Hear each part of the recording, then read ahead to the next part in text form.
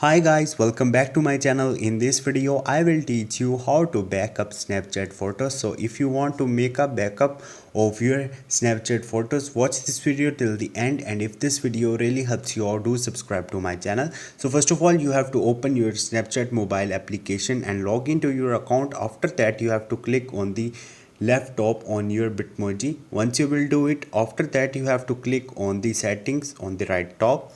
Now scroll up and you have to search for the memories right here.